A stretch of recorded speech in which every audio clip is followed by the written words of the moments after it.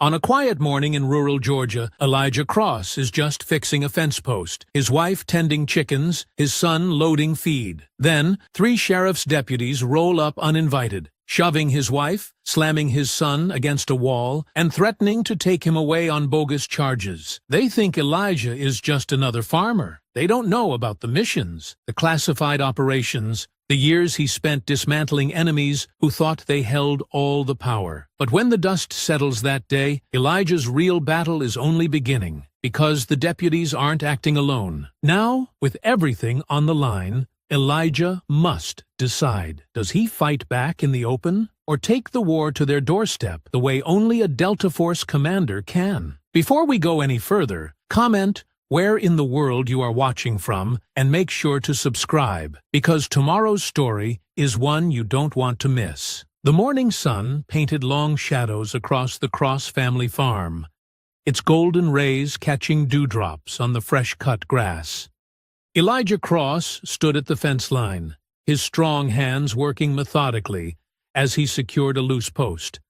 Years of farm work had weathered his dark skin, but couldn't mask the disciplined way he moved, each motion precise and purposeful. "Hand me that level, son," Elijah called out to Caleb, who was stacking feed bags near the barn entrance. Caleb jogged over, his sneakers kicking up bits of dirt. He grabbed the tool from the toolbox and handed it to his father with an exaggerated military salute. "Here you go, Commander, sir," he said with a grin. Elijah shook his head, trying to hide his smile.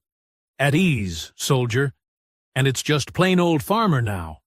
"Oh, please," Denise called from the chicken coop, where she was gathering eggs into a woven basket. "You still jump out of bed at 500 hours like clockwork. Some habits never change." The morning air carried the rich scent of earth and hay, mingling with the familiar barnyard smells that had become home to the Cross family. In the distance, their cattle grazed peacefully, black dots against the green pasture that stretched toward the tree line. "The county fair committee called yesterday," Denise said, making her way toward them. She wore her usual work clothes, sturdy jeans and a plaid shirt with the sleeves rolled up. "They want us to bring extra produce this year. Said our tomatoes were the hit of the summer last time. Those raised beds you designed are paying off." Elijah nodded, checking the fence post with his level. "Military precision in the garden too, right, honey?" "I swear. Dad measures the spacing between plants with a ruler," Caleb said, leaning against the fence. "It's like vegetable boot camp out there." They all laughed, the sound carrying across their property. Birds chirped in the oak trees that lined their driveway, adding to the morning chorus. "Speaking of the fair," Denise continued, "we should start picking out which animals to show. The Jensen's girl is bringing her prize pig again, but I think our new heifer has a real shot this year." Elijah stepped back to admire his handiwork on the fence. "What do you think about entering some of your photos this time, Caleb? Those sunset shots you took last week were something special." Caleb shuffled his feet, suddenly interested in a clump of grass. "Maybe. Though Matt Hopkins always wins the photography category." "Because his daddy's the head judge," Denise said, setting down her basket. "But your work is twice as good, baby. Don't let that stop you." The morning light strengthened, burning away the last wisps of fog that clung to the lower fields. Their farm had been in Denise's family for 4 generations, each acre holding memories and stories. Elijah had fallen in love with both her and the land when he'd first returned from overseas, trading his combat boots for work boots without hesitation. "We need to finish up the north field today," Elijah said, walking toward the toolbox. "Weather report says rain coming in tomorrow." "I'll help after I finish my online classes," Caleb offered.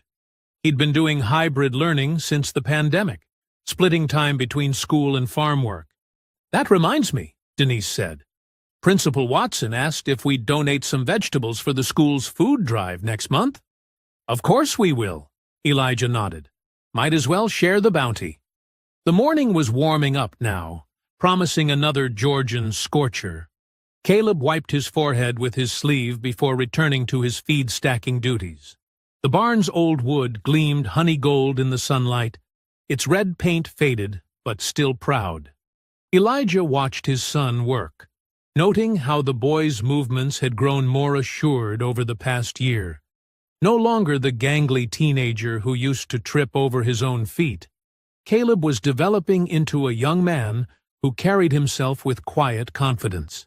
"Remember when he used to be scared of the chickens?" Denise whispered, coming up beside her husband. "Now look at him, running this place like he was born to it," Elijah replied softly, pride evident in his voice. The peaceful moment was interrupted by a distant sound, tires on gravel. Elijah's posture shifted subtly, his shoulders squaring, as his eyes fixed on the dirt road leading to their property. The sound grew louder, accompanied by rising dust clouds. 3 white sheriff's department vehicles appeared around the bend, their light bars dark, but their presence heavy with unspoken intent. Elijah's expression hardened as he set down his tools, years of tactical assessment kicking in automatically. The dust billowed higher as the vehicles approached, their tires crunching steadily on the gravel road. The patrol cars rolled to a stop in a cloud of red Georgia clay. 3 deputies emerged, their badges catching the morning sun. Deputy Roy Carver led the way, his hand resting deliberately on his belt. Deputies Mason and Hawthorne flanked him, spreading out in a practiced formation that made Elijah's military instincts buzz with warning. "Morning, folks," Carver drawled, but his smile didn't reach his eyes. "Got some reports we need to look into. Stolen farm equipment showing up in the county. Illegal livestock sales. You know how it is." Denise stepped forward, her voice steady despite the tension crackling in the air. "There must be some mistake. We keep detailed records of all our equipment and sales. I can show you—" "Ma'am, step aside!" Mason cut her off, already moving toward the barn. His boots kicked up dust as he shouldered past her, making her stumble. "Hey!" Caleb moved quickly, positioning himself between Mason and the barn door. "You can't just barge in here. Don't you need a warrant or something?" Hawthorne's massive frame loomed over Caleb. "Boy, you better watch your mouth." Without warning, he grabbed Caleb's arm and slammed him against the barn's wooden wall.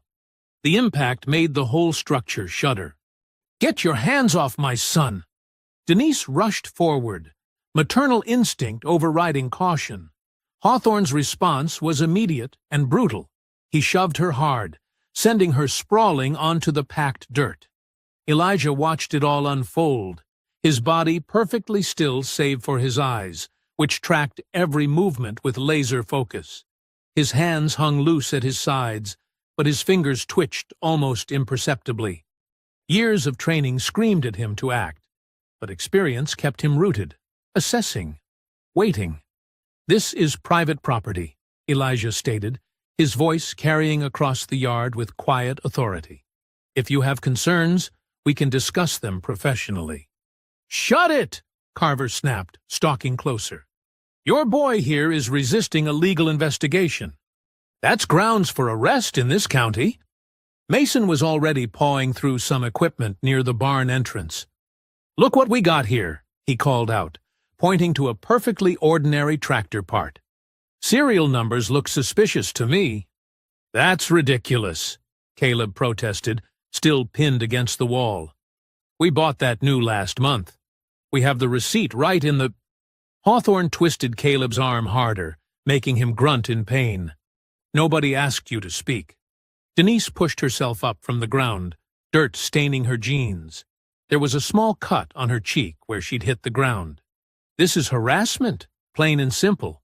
We've lived here for generations. Never had any trouble until—" "Until what, Mrs. Cross?" Carver's hand moved to his handcuffs. "Until you folks forgot your place?" The morning that had started so peacefully now felt charged with dangerous electricity. Birds had stopped singing. Even the livestock seemed to sense the tension, the cattle gathering at the far end of their pasture. "Last warning," Mason announced, pulling out his own cuffs. "Either the boy comes quietly, or we add assaulting an officer to the charges." "I didn't assault anybody." Caleb's voice cracked with fear and anger. "You're the ones who—" Hawthorne yanked him away from the wall, twisting both arms behind his back. The handcuffs clicked shut with metallic finality. "Please," Denise begged, her voice breaking. "He's just 17. Whatever you think we did, save it for the judge," Carver smirked, opening the back door of his patrol car. "Maybe a night in county lockup will teach him some respect." Elijah still hadn't moved from his spot, but something had changed in his stance. The casual farmer was gone, replaced by something else, something that made the air around him seem colder, more dangerous. Hawthorne started shoving Caleb toward the waiting car. The boy stumbled, his sneakers scraping against the gravel. Tears of frustration and fear streaked his face. "Watch your head," Mason taunted, pushing Caleb's head down toward the car door. That's when Elijah's voice cut through the morning air like a blade through silk. Low, measured, carrying the weight of absolute certainty. "Let my son go." Carver let out a harsh laugh that echoed across the farmyard. "Or what, farmer? You gonna make us?" He gestured at Hawthorne, who responded by twisting Caleb's arm even harder, making the boy gasp in pain. Something shifted in Elijah's eyes. The change was subtle, like a shadow passing over still water, but profound. His shoulders straightened almost imperceptibly, and his weight settled differently on his feet. 30 seconds, Elijah said, his voice carrying the same tone he'd used giving orders in combat zones. "That's how long you have to release my son and leave my property." Mason snorted, moving to flank Carver. "You threatening officers of the law?" His hand drifted toward his weapon. "I'm giving you a choice," Elijah replied evenly. "The smart one." Hawthorne started shoving Caleb toward the patrol car again. "Shut up and watch your boy take a ride downtown." Elijah moved. Later, Denise would struggle to describe exactly what happened. One moment, her husband was standing still as stone. The next, he was pure liquid motion. He covered the distance to Hawthorne in 2 smooth strides. His first move was so fast it seemed impossible. A precise strike to Hawthorne's wrist that made the deputy's hand spasm open, releasing Caleb. Before Hawthorne could react, Elijah had already swept the bigger man's legs out from under him. The deputy crashed to the ground with a heavy thud that shook dust from the dirt. Mason drew his weapon, but Elijah was already there. A twist of Mason's wrist sent the gun flying. Another fluid movement, and Mason's face met the hood of his own patrol car with enough force to leave a dent. The deputy slumped to the ground, conscious but dazed. Carver managed to get his gun halfway out of its holster before Elijah reached him. A precise strike to the deputy's elbow, followed by a sweep that took his feet out from under him. Carver hit the ground hard, and suddenly Elijah was on top of him, one knee pressed against his chest, the deputy's own weapon now in Elijah's steady hand. The entire sequence had taken less than 5 seconds. "What the hell?" Carver wheezed, struggling to breathe under the pressure of Elijah's knee. "How did you—" 20 seconds left. Elijah cut him off. His voice remained eerily calm, but there was steel beneath the words. "I suggest you use them wisely." Denise stood frozen by the barn, one hand pressed to her mouth. She'd known about Elijah's military background, of course, but seeing it in action was something else entirely. This wasn't her gentle husband who sang while working in the garden. This was the Delta Force commander who'd led elite missions in places they weren't allowed to discuss. Caleb had managed to stumble away from the patrol car, his handcuffed wrists awkward behind him. His eyes were wide with a mixture of fear and awe as he watched his father hold 3 armed deputies at bay without breaking a sweat. "Keys!" Elijah commanded, pressing slightly harder with his knee. "Now!" Carver fumbled at his belt with shaking hands, producing a ring of keys. Elijah plucked them smoothly from his grasp and tossed them to Denise, who quickly moved to free Caleb. 10 seconds, Elijah announced. The morning sun cast his shadow long across the dirt, making him seem larger than life. I won't repeat myself.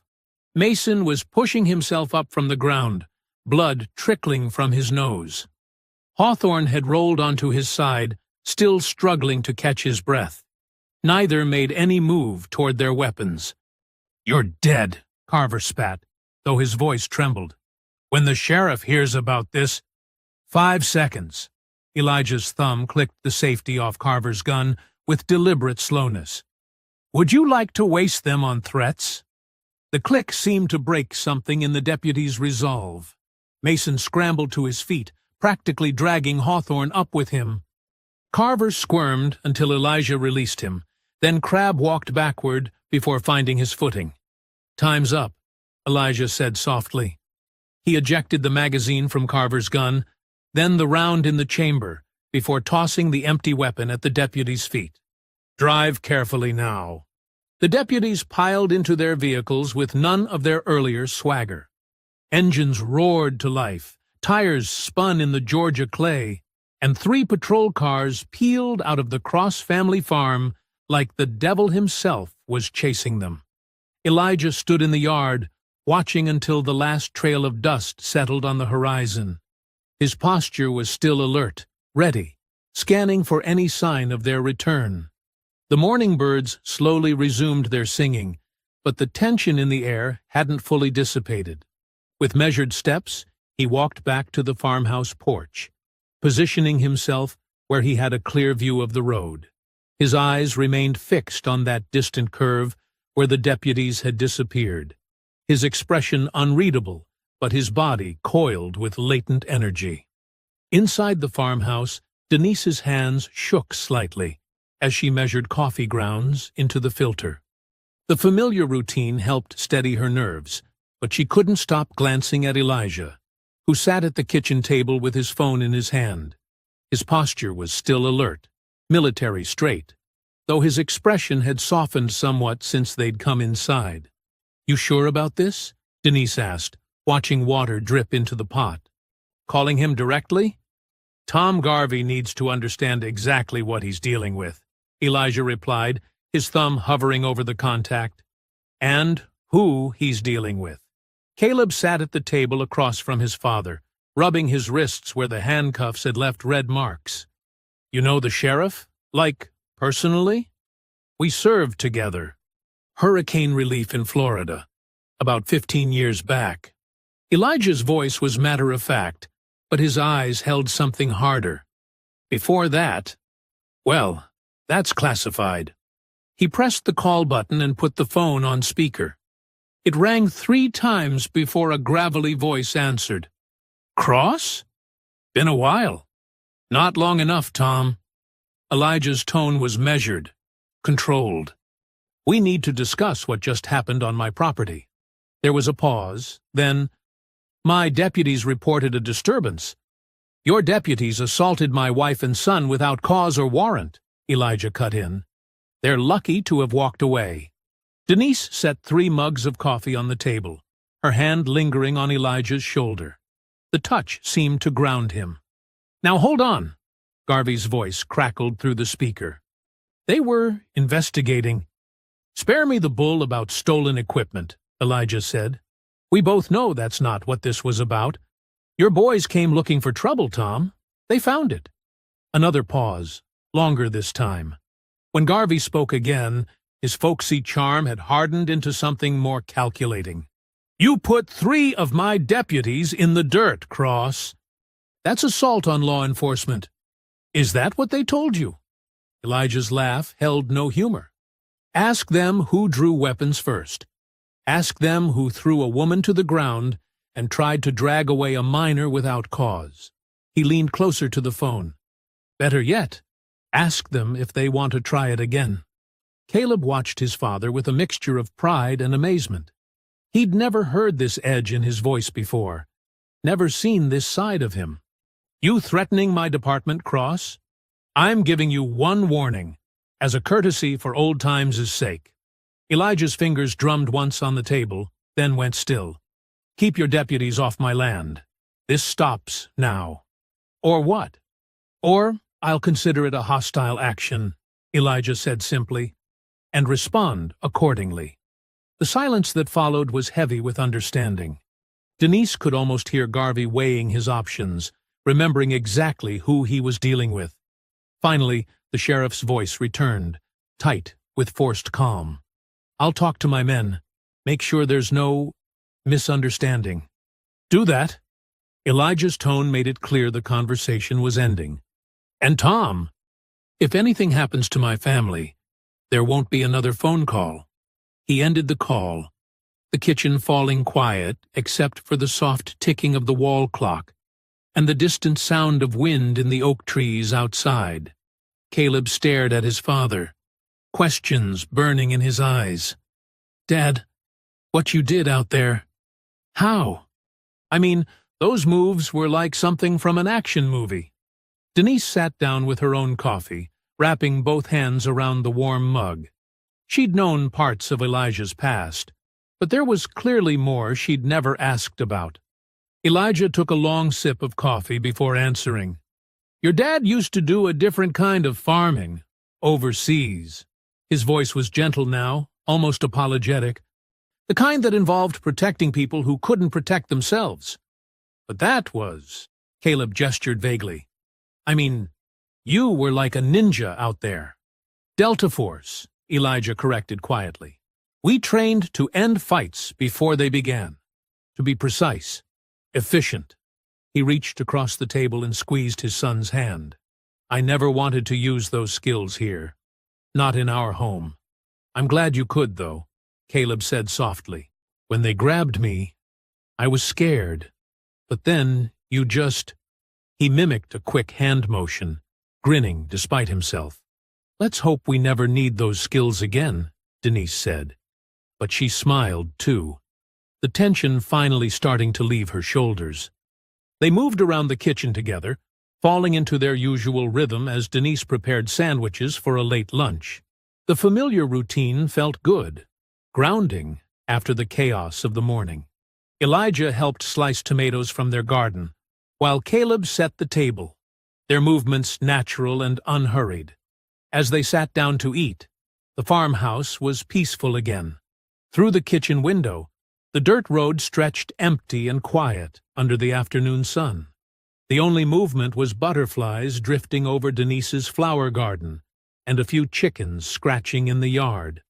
They ate together, talking about normal things, the county fair coming up, Caleb's history project, the new calf in the barn.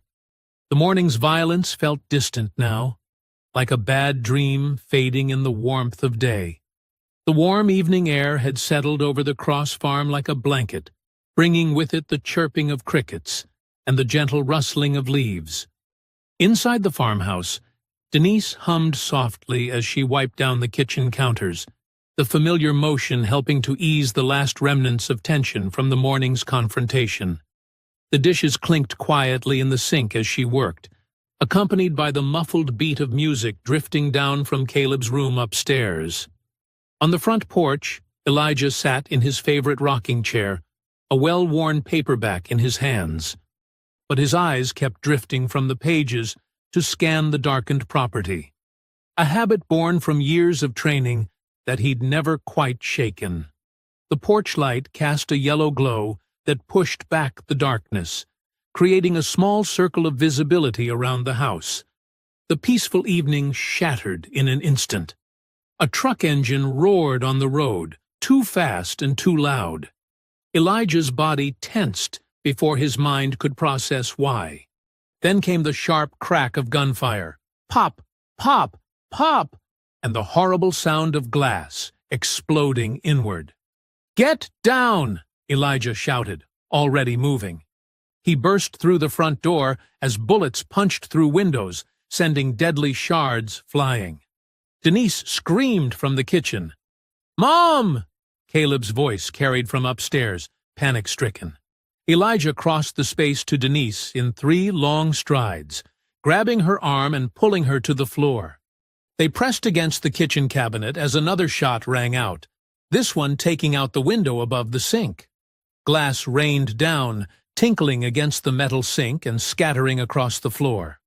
"Stay down," Elijah commanded, his voice carrying the sharp edge of command. "Caleb, don't move."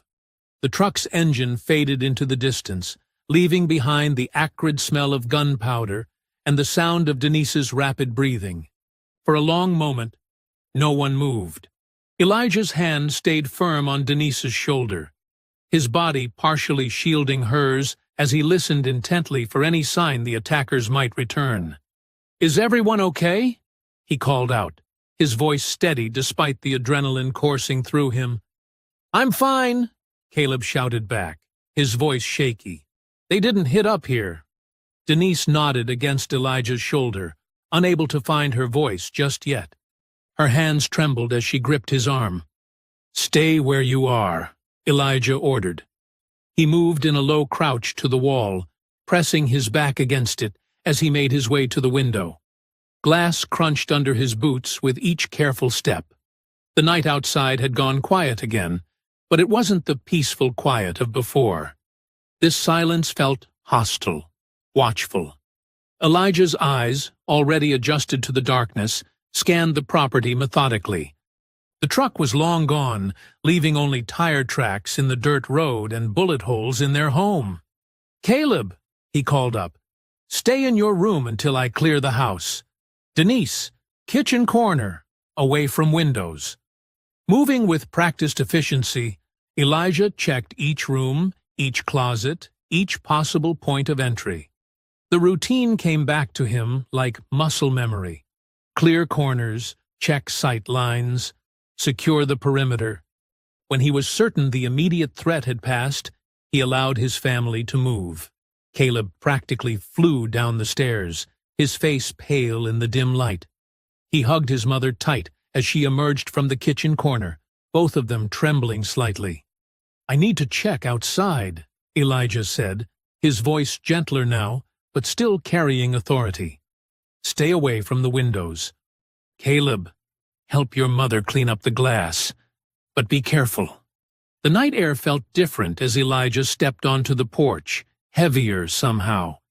He moved silently across the yard, checking the bullet trajectories, marking where shells had hit. The attack hadn't been precise. Wild shots meant to terrorize rather than kill. That thought didn't make him feel any better. At the gate, something white caught his eye. A piece of paper, pinned to the wooden post with a hunting knife. Elijah approached cautiously, scanning for tripwires or other threats before retrieving the note. The message was short, written in rough block letters. "This is our county. You'll learn your place." Back on the porch, Elijah found an old metal pail they used for farm odds and ends. He emptied it, placed it on the concrete, and dropped the note inside. A match flared in the darkness as he lit it, the small flame casting dancing shadows across his face. He dropped it onto the paper, watching as the threatening words curled and blackened. His jaw tightened as he stared into the flames, the orange light reflecting in his eyes. The fire consumed the note quickly, leaving only ashes and the echo of a threat. Elijah didn't speak. Didn't need to. The set of his shoulders and the hardness in his expression said everything about what would come next. The pail's metal sides glowed softly in the dark, as the last bits of paper turned to ash, carrying away any illusion that this fight was over. The morning sun filtered through the broken windows, now covered with sheets of plywood. Elijah sat at the kitchen table, his coffee growing cold in front of him. His fingers traced the bullet holes in the wall behind him, 3 neat circles punched through the drywall, a constant reminder of last night's attack. The phone rang, breaking the heavy silence. Elijah checked the caller ID. Major Alan Price, his old contact from North Carolina. He hadn't heard from Price in months. "Price," Elijah answered, his voice low and controlled. Cross. Price's familiar gravelly voice came through clear and urgent. Got some intel you need to hear? You sitting down? Been sitting all morning. Elijah's hand tightened around the coffee mug. What have you got? Those deputies who came at you yesterday, it's not random. Been making calls since I heard what happened. Price paused, and Elijah could hear papers shuffling. Your sheriff's department is neck-deep in something ugly. They're part of a coordinated operation targeting black-owned farms across 3 counties. Elijah's jaw clenched. Land seizures? Bingo! They create problems. Fake citations, trumped-up charges, property liens. Then their developer friends swoop in when farmers can't fight back anymore. Price's voice hardened. Your farm's on their list, Cross. Has been for months. Denise walked into the kitchen, catching the tension in Elijah's posture. She stopped, watching his face carefully. Who's backing it? Elijah asked, meeting Denise's eyes. Local politicians, business developers, few judges in their pocket. Sheriff Garvey's running point on the enforcement side. Price cleared his throat. Remember that disaster relief operation where you met him? Yeah. Well, seems he learned the wrong lessons about power. He's built himself quite the network. They've already forced out 4 families this year alone. Elijah stood, moving to the window. Through the plywood slats, he could see Caleb in the barn, going about his morning chores like nothing had changed. But everything had changed. This isn't just about us anymore, Elijah said quietly. No, it's not. And Cross, Price's voice dropped lower. These people, they're used to getting their way. When intimidation doesn't work, they get creative. Real creative. Appreciate the heads up, Price. Watch your 6, Commander. I'll keep digging on my end. The line went dead. Elijah set the phone down carefully. Too carefully, like it might explode. Denise moved closer, her hand finding his shoulder. What is it? It's bigger than we thought. Elijah turned to face her. The sheriff, the deputies. They're running a scheme to force black farmers off their land. We're just the latest target. Dear God. Denise sank into a chair. The other families at church who lost their farms. Yeah. Elijah's voice was tight. It wasn't bad luck or bad management. It was them. So what do we do? Denise straightened her spine, meeting his gaze directly. We can't just wait for the next attack. No, we can't. Elijah walked to the kitchen window, watching Caleb stack hay bales with the same precision he'd taught him. This isn't something we can handle with just quick reactions anymore. We need a plan, a real strategy, like you used to make. It wasn't a question. Similar. Elijah nodded slowly. But this is different. We're not just protecting our family now. This is about justice for everyone they've hurt. Denise stood, moving to join him at the window. Then we'll fight them. The right way. It won't be easy. Elijah glanced at her. These people have power, connections. They're used to winning. So were the people you used to fight. Denise's voice carried steel beneath its softness. Didn't stop you then.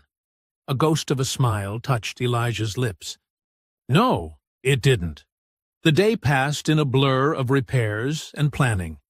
As the sun began to set, Elijah walked the fence line of his property, each step measured and purposeful. The golden light painted long shadows across the fields his family had worked for generations. He paused at the corner post, running his hand over the weathered wood. His eyes swept over the land. The barn where his father had taught him to mend tools, the oak tree where he'd built Caleb's first swing, the rich soil that had supported them through good years and bad. But now he saw it differently, like a soldier surveying a battlefield. Every rise and dip in the terrain, every structure and tree line, every possible approach and retreat route stood out in sharp relief. This land wasn't just his family's heritage anymore. It had become something else, a line in the sand, a place where justice would either prevail or fail, and Elijah Cross had never been one to let justice fail. The hardware store's bell jingled as Elijah pushed through the door. Morning sunlight streamed in behind him, casting his shadow across worn linoleum floors. He moved with purpose down each aisle, filling his cart with specific items: heavy-duty batteries, motion sensors, lengths of weatherproof wiring.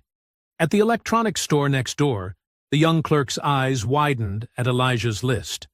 4 high-end drones with night vision capabilities, 6 trail cameras, and an array of long-range microphones. The total made the clerk whistle.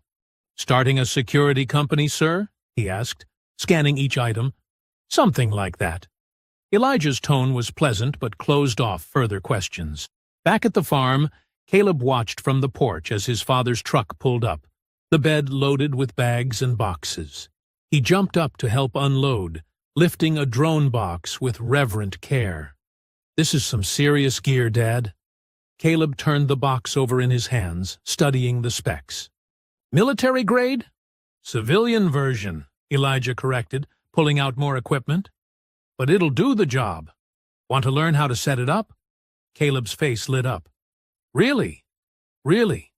Elijah handed him a trail camera. "First rule of defense: know your territory better than your enemy does." They worked through the morning heat, Elijah teaching Caleb the basics of surveillance placement. They mounted cameras in the old oak trees overlooking the access road, carefully concealing them among the branches. Motion sensors went on the gates and fence posts, connected to silent alarms that would ping their phones. "Remember," Elijah explained, as they ran cable through PVC pipe to protect it from weather, "placement is critical. You want overlapping fields of view, no blind spots. Think like someone trying to sneak in. Where would you go?" Caleb nodded, absorbing every word. His hands, usually quick with phone apps and video games, proved just as skilled with the technical work. He picked up the drone controls faster than Elijah expected. Flying practice runs over the property with natural precision. Denise brought them water around noon, watching as they programmed the security systems hub on a laptop in the barn. Her face carried both pride and worry. "You two look like you're building mission control in here," she said, setting down the glasses. "Just don't get overconfident. Those deputies, they're not just bullies with badges. They've got friends in high places." Elijah looked up from the laptop screen. "That's exactly why we need this, honey. Can't fight what we can't see coming." "I know." Denise squeezed his shoulder. "Just remember they don't play by any rules. They'll hit us where it hurts if they can." "That's why we're covering every angle," Caleb said, adjusting a camera feed. "Look, we can see all the way to the county road now." The afternoon stretched on as they fine-tuned the system. Elijah showed Caleb how to access the feeds remotely through encrypted connections, how to store backup footage on secure cloud servers, how to monitor multiple cameras simultaneously. "Knowledge is power," Elijah said as they tested the motion sensors. "But it's also responsibility. We're not looking for a fight. We're gathering evidence. Everything we record could matter later." "Like in court?" Caleb asked, reviewing footage from their test runs. "Exactly." Elijah nodded. "The best weapon isn't always a gun. Sometimes it's proof." As sunset approached, they made final adjustments to the drone's night flight patterns. The quiet whir of its rotors barely registered above the evening crickets as it made slow circles over their land. Caleb had programmed it to follow random paths, making its movements unpredictable. Inside the kitchen, Elijah set up the main monitoring station on the table.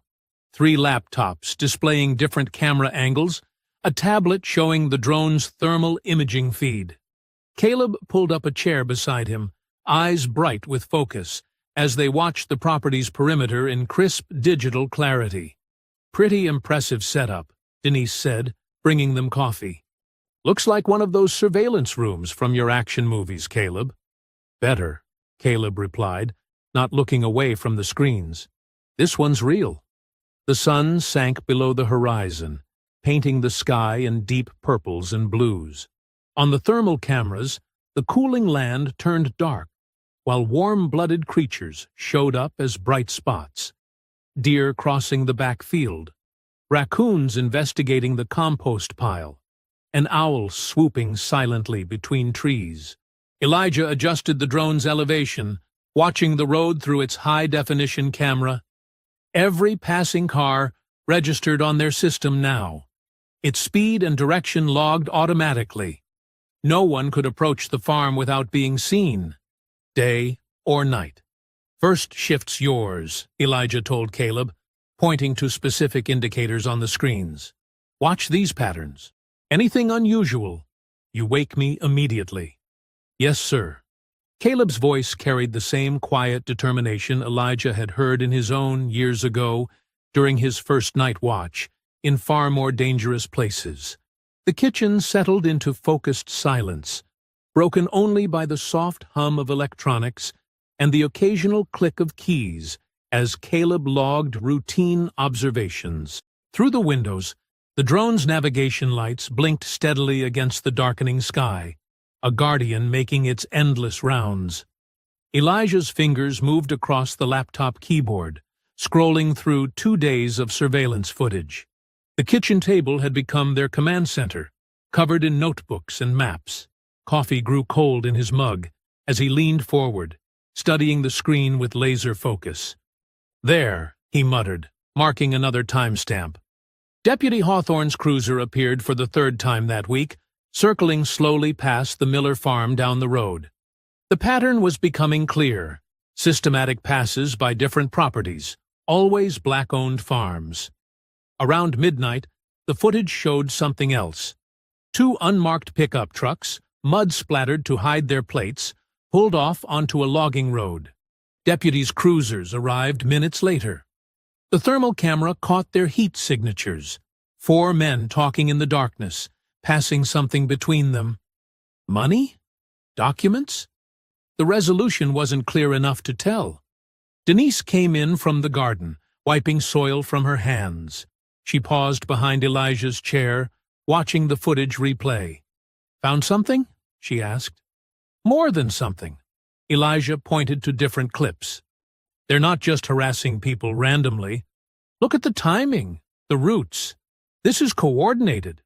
He pulled up a county map on another screen, marking each farm they'd surveilled. Red dots formed a clear pattern, properties along the main water sources near planned development zones. "Earl Johnson's place is right in the middle of it," Denise said, tapping the screen. "Have you talked to him lately?" "Been meaning to check on him." Elijah stood, grabbing his keys. "Those deputies drove by his farm 6 times yesterday." The drive to Earl's place took 15 minutes down dusty back roads. The old farmer's property looked smaller than Elijah remembered. Fences needed mending, and several pastures stood empty. Earl himself sat in a wooden rocker on his porch, as weathered and sturdy as the oak boards beneath him. "Been wondering when you'd stop by," Earl called out as Elijah parked. His voice was thick with age, but still carried the sharp wit that had guided Elijah's father years ago. "Should have come sooner." Elijah climbed the creaking steps, accepting the offered seat next to Earl. "Heard you've been having trouble." Earl's laugh held no humor. "Trouble? That's one word for it. Lost 20 head of cattle last month. Gates opened in the night, fences cut. Sheriff's department said they'd look into it.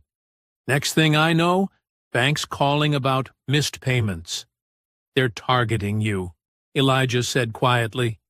"Been targeting all of us." Earl gestured toward distant farms. Thompson's place got hit with health code violations. Robert's family lost their equipment to asset seizure. Now they're claiming I can't prove those cattle were mine, even with the brands. Elijah's jaw tightened. "How long till foreclosure?" 30 days. Earl's fingers gripped his armrest. "Land's been in my family since Reconstruction." My grandfather paid for it 3 times over thanks to crooked bankers.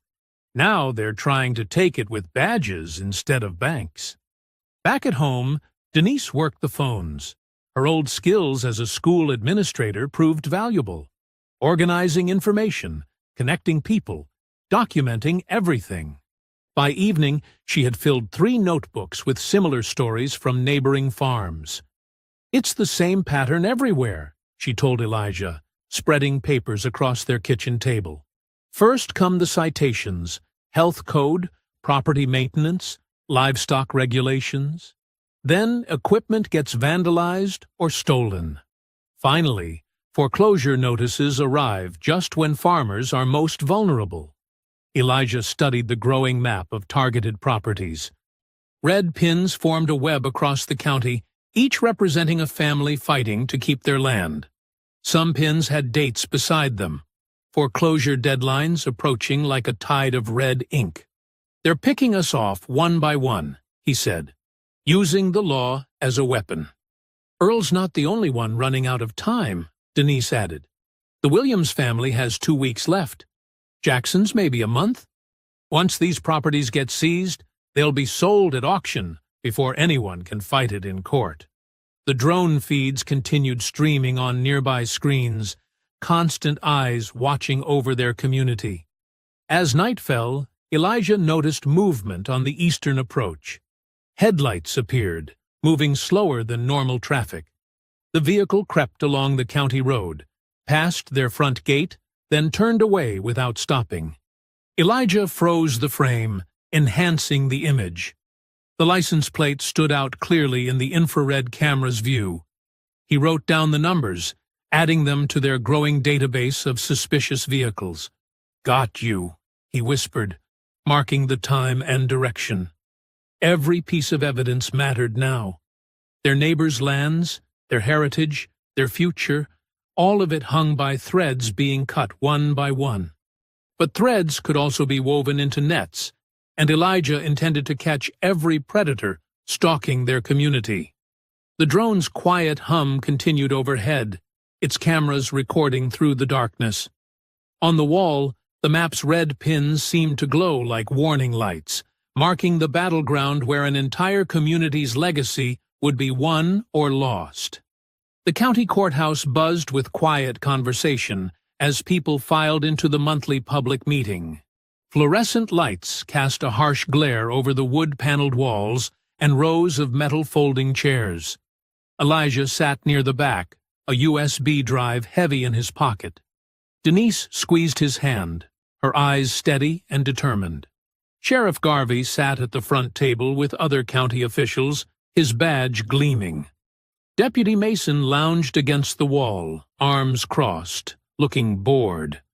Neither had noticed Elijah yet. The meeting droned through its usual agenda: budget reports, zoning requests, complaints about potholes.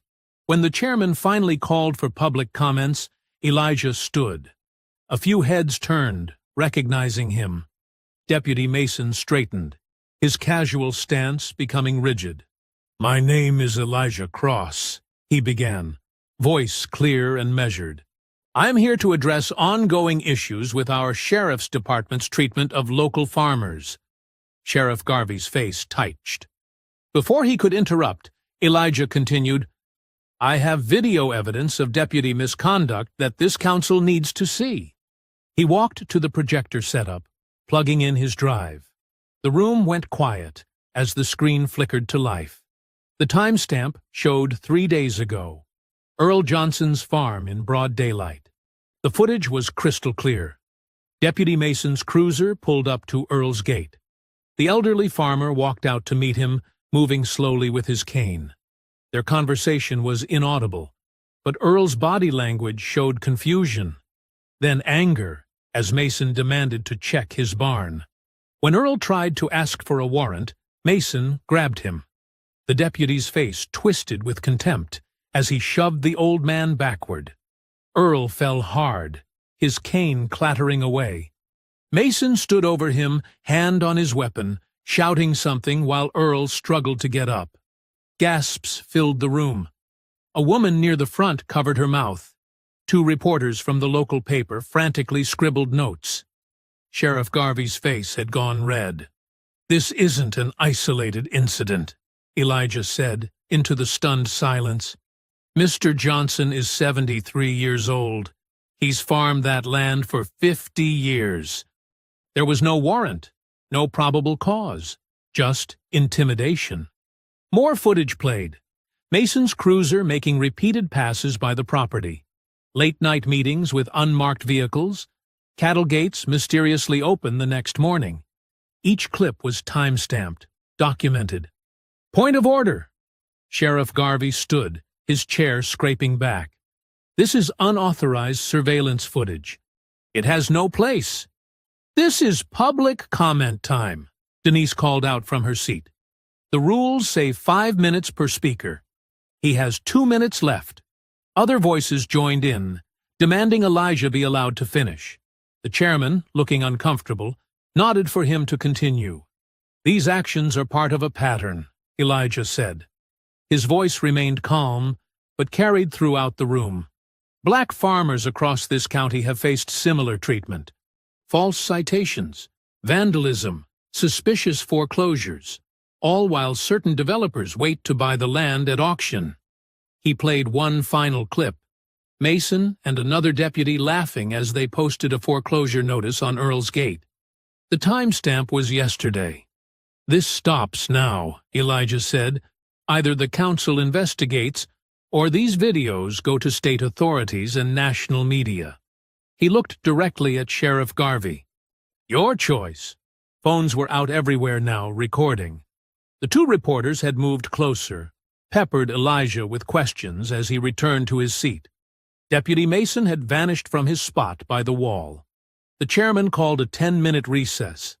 As people clumped together, talking urgently, a young reporter from the county paper live-streamed the footage to social media. Within minutes, notifications began pinging across the room as the video spread. Sheriff Garvey stormed out, followed by his remaining deputies. Elijah watched them go, his face giving away nothing. Other farmers approached, sharing their own stories in hushed voices. Earl Johnson's daughter hugged Denise, tears in her eyes. Hours later, back home at their kitchen table, Elijah refreshed the video post. The view count had jumped again, 15,000 and climbing. Comments poured in, many from other rural communities sharing similar experiences. 3 news stations had requested interviews. Denise set fresh coffee beside him, resting her hand on his shoulder.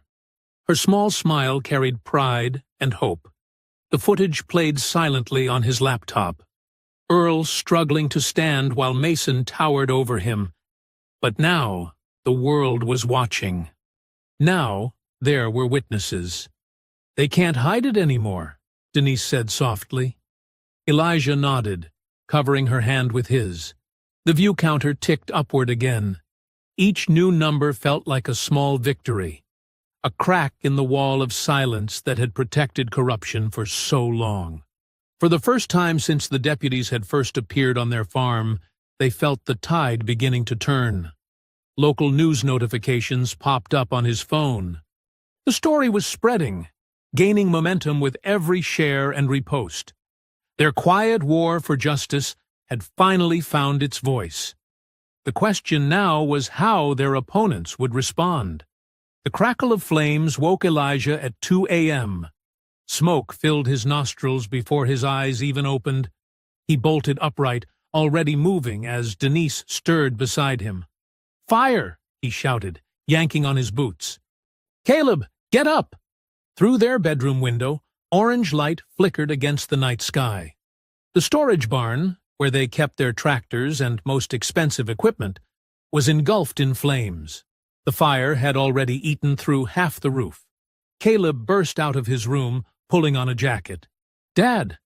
"The animals first," Elijah ordered, his military training taking over. "Your mother will call 911. You take the north doors, I'll take the south." "Move!" They sprinted across the yard. Heat blasted their faces as they approached the burning structure. Inside, horses whinnied in panic, and their small herd of cattle bellowed. Smoke poured from every gap in the wooden walls. Elijah threw open the south doors while Caleb worked the north entrance. The horses bolted out as soon as they had a path. Elijah and Caleb drove the cattle through both exits, counting heads as the animals fled to the far pasture. "The equipment," Caleb started, moving toward the burning section. "No!" Elijah grabbed his son's arm. "Too late! The roof's about to go!" They backed away just as the center beam cracked with a thunderous sound. Sparks shot skyward as the roof collapsed inward. Their newest tractor, the seed spreader, and most of their mechanical equipment disappeared under the burning wreckage. Fire trucks arrived 15 minutes later, but by then there was little left to save. The firefighters focused on keeping the blaze from spreading to nearby structures. Elijah stood with his family, watching their livelihood burn. Denise wept quietly. Caleb's fists were clenched at his sides. Dawn broke over the smoking ruins. The fire marshal walked the scene, noting the strong smell of accelerant. "This was deliberate," he said, though his eyes didn't meet Elijah's. "We'll investigate, but—" His voice trailed off. Everyone knew nothing would come of it. Caleb left for school despite Denise's protests, refusing to let them win by hiding. "I'll be fine, Mom," he insisted. "They can't touch me there." 2 hours later, Elijah's phone rang. It was the school principal, voice tight with forced professionalism. "Mr. Cross, there's been an incident. The police found substances in Caleb's truck. They're taking him into custody." Elijah's grip nearly cracked his phone. "What substances?" "Methamphetamine, sir. A significant amount."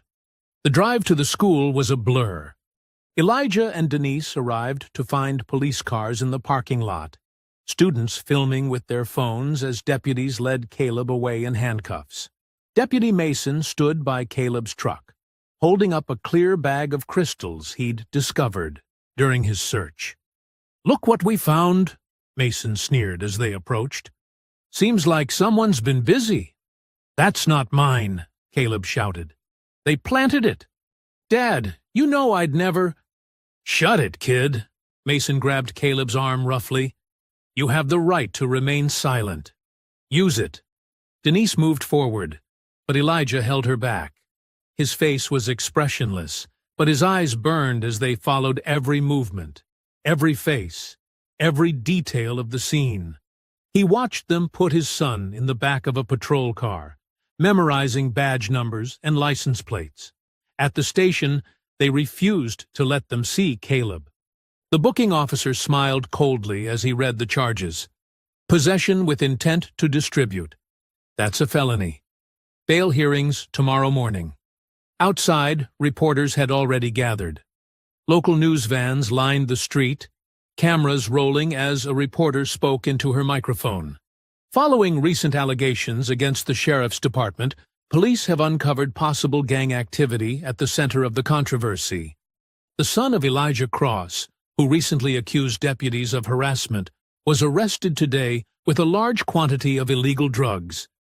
Denise broke down in the car, her sobs echoing in the confined space. "Our baby.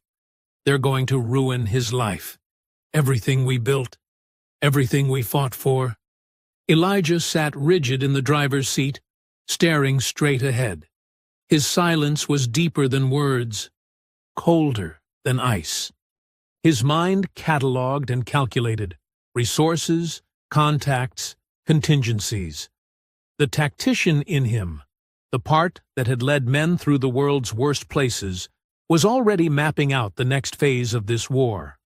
The sun sank toward the horizon as they sat in the county jail parking lot. The building loomed before them, red brick turned crimson in the dying light. Denise had cried herself quiet beside him. Elijah's voice, when it finally came, was barely above a whisper, but it carried the weight of an absolute promise. "You just made the worst mistake of your lives." The clock struck midnight as Elijah sat alone in his home office, the blue glow of his laptop screen illuminating his face. His fingers moved deliberately across the keyboard, entering a series of complex passwords he hadn't used in years. The encrypted contact list appeared, names and numbers of men he'd trusted with his life in places too dangerous to mention. Denise was finally asleep, exhausted from crying. The house felt too quiet without Caleb's music playing upstairs or his footsteps in the hallway. The empty silence fueled Elijah's resolve. He clicked the first number. After 3 rings, a familiar voice answered. Sam Ortiz speaking. Sam, it's Cross. A pause, then, Commander? Been a minute. What's wrong? Elijah's voice remained steady as he explained the situation. The harassment, the burning barn, his son in jail on planted evidence. Sam listened without interrupting. Those backwoods losers, Sam finally said. They have no idea who they're messing with, do they? What do you need? Your skills, digital surveillance, network infiltration. The sheriff's department is running something bigger than simple harassment. I need proof. I'll catch the first flight out. Send me the details. The second call went to Daniel Hawkins. Unlike Sam's quick response, Hawk answered with characteristic silence, listening to every word before speaking. Targeting your family, Hawk said finally. That crosses every line. I need eyes on them, Hawk. Your kind of eyes. Track their movements, their meetings, everything they try to hide. Consider it done. I'll be there by morning. The last number belonged to Reggie Miles. Despite the late hour, Reggie answered alert and ready. Commander Cross. Man, I was just thinking about that time in... Reggie, Elijah cut him off gently. I need your help. As Elijah outlined the situation, Reggie's usual chatter fell away. They're using badges to steal land? And they locked up your boy? Oh, hell no. I'm in. Nobody messes with one of ours like that. I need your talent for getting into places, Reggie. Make friends, plant bugs, gather intel. Think you can still play the friendly stranger? Please. That's like asking if I remember how to breathe. Text me the address. I'll grab my gear and hit the road. After the calls, Elijah opened a new document. His fingers flew across the keyboard as he detailed his initial strategy. The plan took shape in precise military format. Phase 1, intelligence gathering. Phase 2, evidence collection. Phase 3, sting operation. The outline continued with contingencies and backup plans, escape routes and safe houses, the kind of thorough tactical planning that had kept his men alive in combat zones. Elijah worked through the night, stopping only to make coffee and check his phone for updates about Caleb. Around 5 a.m., he heard vehicles approaching. Not patrol cars this time. He recognized the distinct sound of a Jeep's engine, followed by 2 more vehicles. He stepped onto the porch just as the sun began to rise. 3 vehicles pulled up to his house, a black Jeep Wrangler, a dark blue Ford pickup, and a silver SUV. The men who stepped out looked ordinary enough. No one would guess they were among the most skilled operators he'd ever commanded.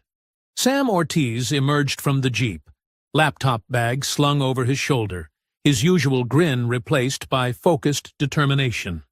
Hawk slid silently from the pickup, his eyes already scanning the property perimeter. Reggie hopped out of the SUV, stretching after the long drive. Movement upstairs caught Elijah's attention. Caleb stood at his window, staring down at the arrival of these strangers who moved with unmistakable military precision. Even from a distance, Elijah could see the mix of curiosity and hope on his son's face. The 3 men approached the porch. No words were needed, as Elijah met each one with the same greeting, a firm handshake that spoke of shared battles and absolute trust. Each grip held for a moment, longer than normal, acknowledging that once again they were going to war together. "Welcome to the farm, gentlemen," Elijah said quietly. Caleb appeared in the doorway behind him, watching in silence as these ordinary-looking men formed a loose circle on their porch. In the growing morning light, his father stood at their center, no longer just the careful farmer he knew, but something else, a commander preparing his team for battle. The morning sun streamed through the dining room windows as Elijah and his team gathered around the table. Coffee cups dotted the wooden surface between spread-out county maps and surveillance photos. The smell of Denise's fresh-baked biscuits filled the air, a homey contrast to the serious work ahead. Sam sat with his laptop open, fingers dancing across the keyboard. 3 additional screens showed scrolling data as he dug into the county's records. "Their security is a joke," he muttered, shaking his head. "Basic encryption, outdated firewalls. They're not even trying to hide it well." Hawk stood behind Caleb, teaching him how to mark patrol patterns on a map. "See how they circle these properties?" he said quietly, pointing to 3 farms highlighted in red. "They're establishing presence, creating pressure. Classic intimidation tactics." "Like they did with us," Caleb said, his jaw tight. "Exactly. But now we use their pattern against them." Hawk handed Caleb a small rangefinder. "This will help you track distances and movement from safe observation points." Reggie spread out his collection of disguised recording devices on the table. "Already got my cover story worked out," he grinned, holding up a fake ID badge for a radio repair company. "Sheriff's office put in a work order last week for their communications system. Lucky timing." Denise sat at her laptop, organizing a spreadsheet of farmer contacts. "The Johnsons agreed to give statements," she reported. "And the Williamses, too. That's 8 families now with documented harassment cases." "Good," Elijah nodded. "We need everything on record." Sam suddenly whistled low. "Got something here, Commander. Looking at property transfers over the last 18 months. Every seized farm got sold within weeks to shell companies, all tied back to a development firm called Southern Heritage Properties." His screen showed a web of transactions. "And guess who sits on their board? Sheriff Garvey's brother-in-law." "Send me those records," Elijah said. "We'll need clean copies for evidence." Caleb studied the surveillance map with growing confidence. "We should put cameras here and here," he pointed. "That's where they usually park when they're watching our place." "Good eye," Hawk approved. "Always watch where they watch from." Reggie packed his gear into an unassuming repair van. "I'll be in and out of that sheriff's office before lunch. They'll never spot these babies." He held up a microphone disguised as a power outlet cover. State-of-the-art and completely wireless. Denise's phone buzzed. "Earl Johnson says 2 deputies just showed up at his place again. Should we send someone to watch?" "I'm on it," Hawk said, already heading for the door. "Caleb, grab your gear. Time for some real-world practice." As morning turned to afternoon, the team settled into their roles. Sam created secure folders for each piece of evidence, teaching Caleb some basic digital forensics. "Always maintain the chain of custody," he explained. "Every file needs to be authenticated." Reggie returned from his repair job with a satisfied smile. "Bugs are in place. Got one in Garvey's office, one in the break room, and one by the evidence lockup. They never questioned a thing." Denise coordinated a meeting with affected farmers at their church, away from prying eyes. "We need to be careful," she reminded everyone. "These people are risking everything to speak up." Hour by hour, the evidence grew. Sam uncovered more fraudulent transfers, each one linking back to the same network of shell companies. Hawk and Caleb photographed suspicious meetings behind the county courthouse. Reggie's hidden microphones picked up increasingly incriminating conversations. As evening fell, Denise served dinner to the team. The dining room table had become a command center, with laptops, maps, and documents covering every inch. They ate while reviewing the day's findings, planning next steps, identifying weak points in the sheriff's operation. "They're getting sloppy," Hawk observed, showing photos of deputies meeting with known property developers. Too comfortable in their routine. "Pride comes before the fall," Reggie quoted, reaching for another biscuit. Sam's laptop pinged. New audio file coming in from the sheriff's office. Bugs. He plugged in speakers as everyone gathered around. Sheriff Garvey's voice filled the room, casual and cold. "Johnson's place should be ready to move on next week. Same deal as the others. 30 grand up front. Another 50 when the deed transfers." Another voice. "What about the Cross farm?" "That's different," Garvey said. "Cross is dangerous. We need to handle him special. Break him down first, then—" Elijah's hand was steady as he pressed the save button on the audio file, but his eyes had turned to steel. The recording was exactly what they needed.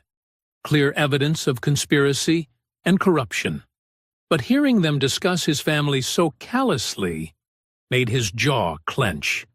"Got it backed up to 3 secure servers," Sam confirmed quietly.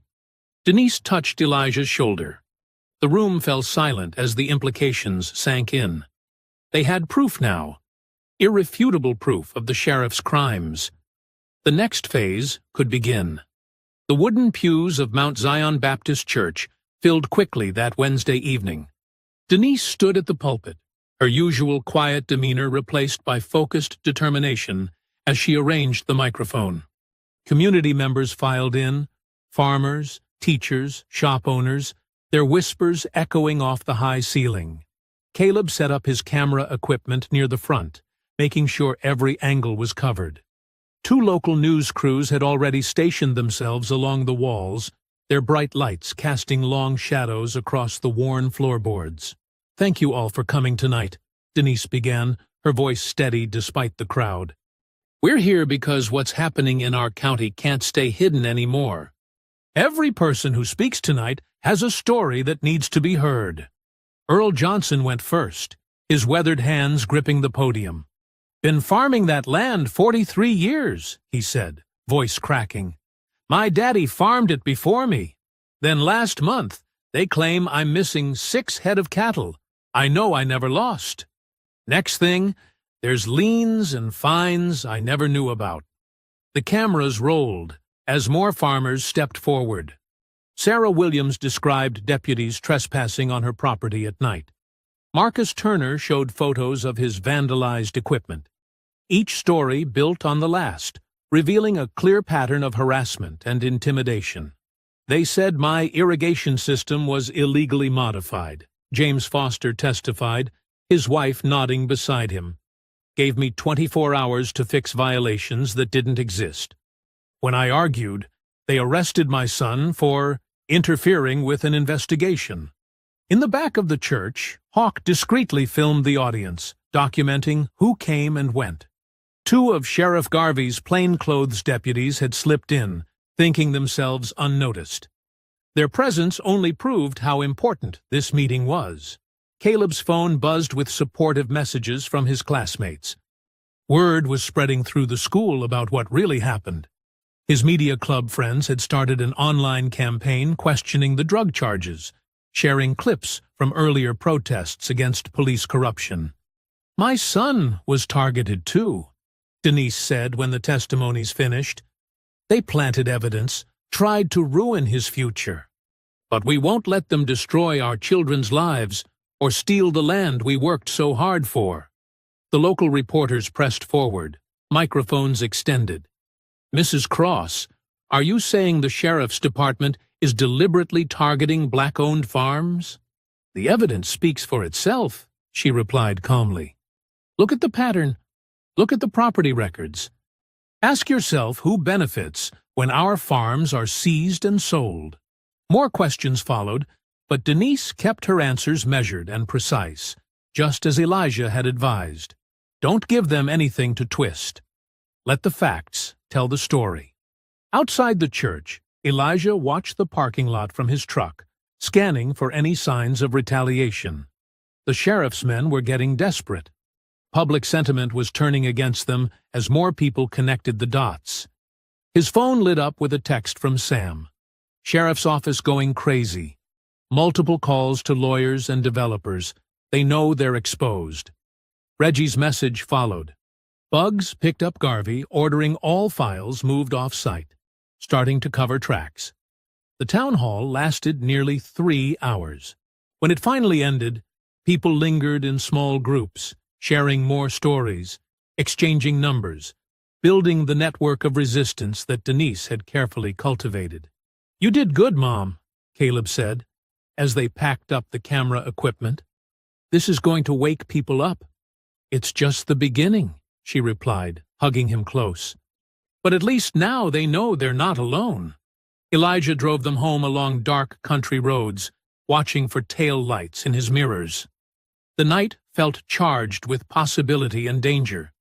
They had landed a solid blow, but the sheriff's department still held power. They could still hurt people. Back at the farm, Hawk's surveillance feeds showed increased patrol activity around targeted properties. The deputies were agitated, their routine disrupted by the public exposure. "They're scared," Sam observed, monitoring police radio chatter. "Making mistakes." Caleb edited footage from the town hall late into the night, his determination matching his father's focus. The finished video would be impossible to ignore. Dozens of voices speaking truth to power, backed by documents and data. Denise sat with Elijah on the porch, both of them too wired to sleep. "I saw people finding their courage tonight," she said softly. "Standing together instead of suffering alone." "You gave them that strength," he replied, squeezing her hand. His phone rang just past midnight. Major Price's number lighting up the screen. "We've got enough," Price said without preamble. "Time to move." The abandoned warehouse sat dark and silent on the outskirts of town. Dust motes danced in thin beams of afternoon light, filtering through grimy windows. Elijah crouched behind a stack of wooden crates, his earpiece quietly crackling with radio chatter. Sam and Hawk were positioned near the loading dock, while Reggie monitored the surveillance feed from a van across the street. FBI Special Agent Diana Martinez knelt beside Elijah, checking her vest straps. "Your intel was solid," she whispered. "Everything matches the pattern. Same time, same location they've used before." Elijah nodded, his eyes fixed on the side entrance. 6 other federal agents waited in the shadows, weapons ready, but out of sight. They needed the exchange to happen before moving in. "Target vehicles approaching," Reggie's voice came through the earpiece. 3 SUVs, matches the sheriff's department plates. Through the warehouse windows, they watched the vehicles pull up. Sheriff Garvey stepped out first, followed by Deputies Carver, Mason, Hawthorne, and Wilson. A black Mercedes arrived moments later. James Davidson, the developer who'd been buying up seized properties at fraction of their worth. "Remember," Agent Martinez said into her radio, "we wait for the physical exchange. We need it on camera." Caleb's handiwork was evident in the warehouse setup. Hidden cameras covered every angle, their feeds streaming directly to FBI servers. No evidence could disappear this time. The warehouse door creaked open. Sheriff Garvey's boots echoed on the concrete floor as he led his group inside. Davidson followed, carrying a sleek briefcase. "Let's make this quick," Davidson said, his voice picking up clearly on the microphones. "I've got the cash.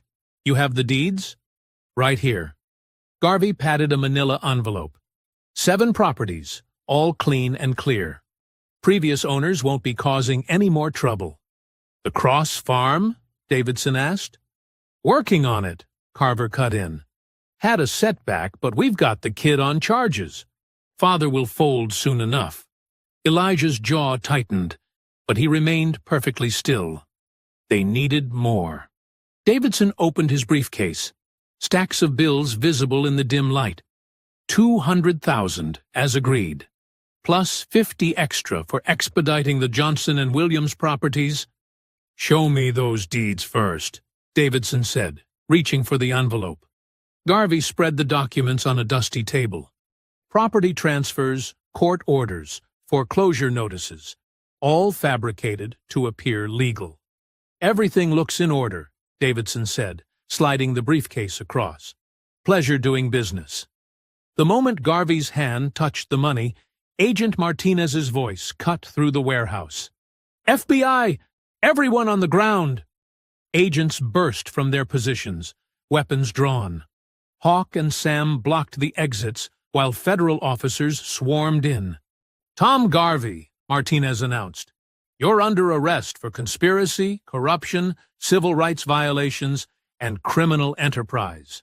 The sheriff's face drained of color as agents zip-tied his hands. His deputies stood frozen, realizing too late they were surrounded. "You son of a—" Garvey spat when he spotted Elijah emerging from the shadows. "You set this up." "No," Elijah replied calmly. "You did this to yourself." News vans screeched to a halt outside, alerted by an anonymous tip. Cameras rolled as FBI agents led the handcuffed men out into the sunlight. Davidson tried hiding his face, but there was no escape from the footage that would lead every broadcast that night. Elijah watched from the warehouse door as Reggie's van pulled away, heading to the courthouse where Caleb's hearing was about to begin.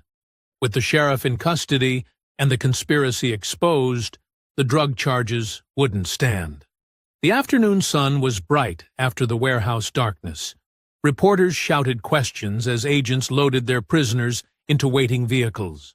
Local farmers began arriving, drawn by the news spreading like wildfire through the community. Earl Johnson stood at the edge of the crowd, tears in his eyes as he watched his tormentors being taken away. Other families gathered, holding each other, finally seeing justice done. Outside the courthouse steps across town, Denise paced nervously until the doors opened. Caleb emerged, a wide smile breaking across his face. The charges had been dropped, his record cleared. "Mom!" he called out, running down the steps. Denise caught him in a fierce hug, her shoulders shaking with relief. Around them, supporters cheered and called out congratulations. Elijah arrived just in time to see Sheriff Garvey and his deputies being led up the courthouse steps in chains, now facing their own charges. News cameras swiveled between the fallen sheriff and the family he'd tried to destroy. The contrast couldn't have been clearer. A corrupt system's power crumbling while an honest family stood strong, surrounded by their community. Through his earpiece, Elijah heard Agent Martinez. "FBI secured all files from the sheriff's office, found records going back 5 years. This is bigger than we thought." Garvey caught Elijah's eye as deputies loaded him into a prisoner transport van. The sheriff's face was a mask of fury and defeat, knowing his carefully built empire had been dismantled by the very man he'd tried to break. Morning dew sparkled on fresh-cut grass as people gathered under the sprawling oak tree at the Cross Farm. Folding chairs formed a circle, while card tables held coffee urns and Denise's famous peach cobbler. The scent of new wood from the rebuilt barn mixed with the earthy smell of fall approaching.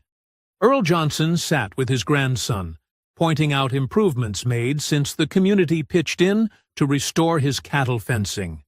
Other farmers who'd nearly lost everything to the sheriff's scheme now discussed forming a legal defense fund. Their voices carried across the yard, strong, unafraid, planning for the future. "We're thinking of calling it the Cross County Agricultural Cooperative," Martha Williams announced, unfolding a draft charter. "If everyone agrees, that is." Denise blushed at the suggestion. "It should be named for all of us," she said, but the group insisted. After all, the Cross family's stand had exposed the corruption and brought them together.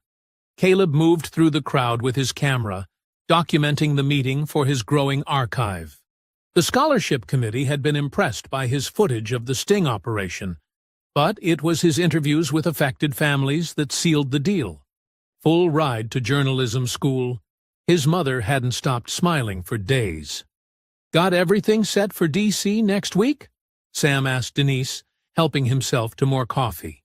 She nodded, still amazed at the invitation to keynote the Agricultural Justice Conference. "Speech is ready. though public speaking isn't exactly my comfort zone. You'll do great, Reggie assured her. Those politicians need to hear from someone who actually lived through this. Near the barn, Hawk and Elijah leaned against the new wall, watching the gathering. Tools and lumber were still scattered around, evidence of the community rebuild that had brought neighbors together every weekend for the past month. Reminds me of that village in Kosovo, Hawk said quietly. Remember? After we cleared the militia out? Elijah nodded. People coming together, rebuilding, standing watch over each other. Different kind of mission here, Sam added, joining them. But same principle. Protect what matters. Speaking of protection, Reggie chimed in, that security system we installed is top-notch. Cameras, motion sensors, the works. Nobody's sneaking up on this place again. Elijah smiled. Appreciate you boys sticking around to help set everything right. Wouldn't have missed it, Sam replied. Besides, watching those deputies do the perp walk was worth the trip alone. They shared knowing looks, remembering the satisfaction of seeing justice served. The federal investigation was still expanding, uncovering similar schemes in neighboring counties. But here, in this community, healing had already begun. Caleb approached with his camera. Hey, Dad, can I get a shot of you guys for the documentary epilogue? The four men straightened up, falling naturally into familiar formation. Brothers in arms, even in civilian clothes. Your boy's got talent, Hawk said, after Caleb moved on. Good eye for detail. Would have made a hell of an operator. He'll make a better journalist, Elijah replied. World needs truth-tellers as much as warriors. The meeting shifted to lunch, people spreading blankets on the grass. Children played tag between the adults, while teenagers helped set out food. The scene could have been from any normal gathering, except for the subtle signs of what they'd overcome. A farmer's arm still in a cast from a deputy's rough handling, newly installed security lights on every barn. Denise called everyone to attention standing by the oak tree. I want to thank you all for being here today. What we've built goes beyond a legal cooperative. We've created a family, and families protect their own. Murmurs of agreement rippled through the crowd. She continued, growing more confident with each word. Next week in Washington, I'll tell them about our fight, about how we stood together against intimidation and corruption. But more importantly, I'll tell them about this, about community rising stronger from adversity. Applause broke out, genuine and warm. Elijah watched his wife with pride, seeing how naturally she'd stepped into her role as a leader. The quiet school administrator had found her voice. Later, as the sun began to set, the gathering wound down. People headed home with leftover cobbler and renewed purpose. The cooperative was more than a legal entity. It was a shield against future threats, a network of support and vigilance. Hawk, Sam, and Reggie said their goodbyes, promising to return for the Harvest Festival. Each hugged Denise and shook hands with Caleb before turning to Elijah. Take care of your command, sir, Hawk said with a slight smile. Copy that, Elijah replied, embracing each of his old teammates. As stars began appearing in the darkening sky, the Cross family cleaned up together, moving with the comfortable rhythm of people who knew their roles. Caleb reviewed footage on his camera, while Denise packed away leftovers. Elijah secured the barn, checking locks and sensors out of habit. The next morning, before dawn painted the sky, Elijah stood at his favorite spot along the fence line. The air was crisp, carrying promises of autumn. He heard familiar footsteps approaching. Denise appeared beside him, wrapping her hand around his. Together they watched the first rays of sunlight spill across their fields, painting everything in shades of gold. "We're home," she said simply. Elijah nodded, eyes fixed on the horizon, calm, ready, and unshakable. I hope you enjoyed that story. Please like the video and subscribe so that you do not miss out on the next one. In the meantime, I have handpicked 2 stories for you that I think you will enjoy. Have a great day.